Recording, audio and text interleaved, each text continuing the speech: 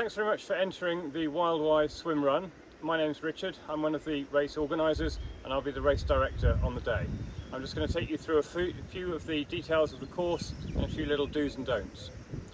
So we'll start off at Chepstow Castle Dale, next to the castle, and we'll start with a little uphill section, just 30 yards to get everybody into single file. Then we'll run down past the castle, through the castle car park and over the bridge. Really important for this bit, after you've got into the car park and before you finish crossing the bridge, then no overtaking. The pavement's really narrow, just run on the left, single file, you'll soon be over the bridge. Then we go up the road on the far side, keep it to the left of the road, and then through Tuts Hill.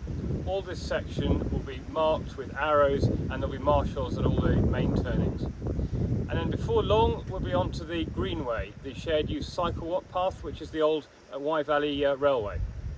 That takes us along a short open section and then quickly we're into Tiddenham Tunnel. Tiddenham Tunnel is just over 1 kilometre long. It's really quite dark, so be cautious about overtaking.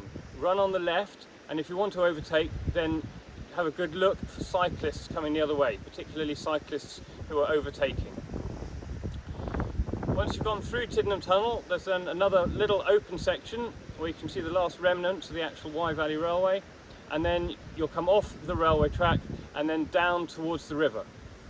As you approach the river, we'll hopefully, if it's dry, run through one of the tunnels, and then we'll come down the grass section to the river. As you approach the river, you'll see a number of marshals, and it's important that you do what they say, of course. You'll be given, if you're swimming, you'll be given a swim hat. It's a numbered swim hat, numbered 1, 2, 3, 4, etc. And somebody will make a note of your race number and the hat number. And then at the far side, somebody will take your hat and we'll make sure that we've got all the hats in the right order so we know we haven't lost anybody. If you're going to get the ferry, then again, somebody will take a note of your race number. If you're swimming, optionally, you can have a buoyancy aid, and if you're going to get the boat, then you must wear a buoyancy aid. Once you've got your swim hat, then under the marshal's instruction, make your way to the water's edge and get in slowly, and then make your way across to the far side. It takes about 4 minutes, a very nice swim, remember to enjoy it. When it comes to the actual swim, then it's highly unlikely that the water will be completely still. It's most likely going to be flowing slightly upstream, but it might also be flowing slightly downstream. The marshal will tell you, but try to swim with your head pointing upstream so that you're then carried across on the current.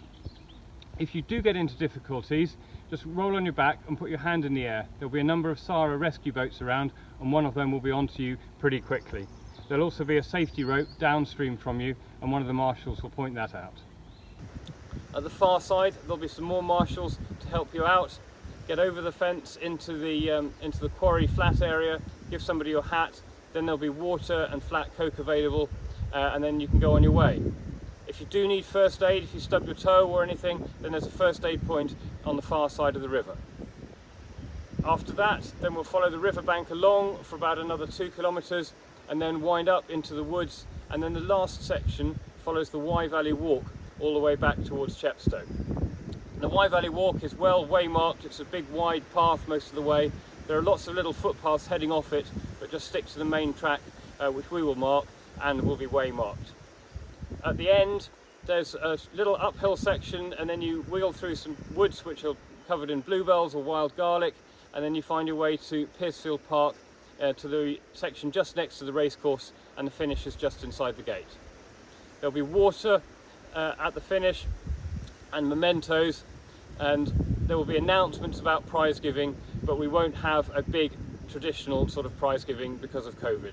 So prize winners will be notified. So, hope you enjoy the run. Thank you very much.